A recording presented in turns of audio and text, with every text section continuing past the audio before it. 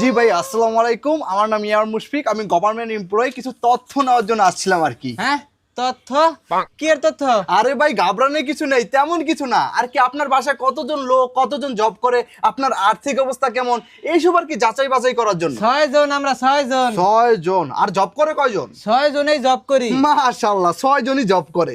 এমনি এক একজনে কত করে পান বেতন? পাই, ভালোই পাই। সবাই 2-3 লাখ করে পায়, আমি 1 লাখ করে পাই। টাকা কি ব্যাংকে রাখেন নাকি এখানে বাসায় স্টোর করে রাখেন? এ ব্যাংকে চোর ডাকাতের ভয় আছে না, এর লাগি বাসায় আলমারিতে স্টোর করে রাখি। খুবই ভালো, ব্যাংকে চোর ডাকাতের বয়সে বাসায় রাখে।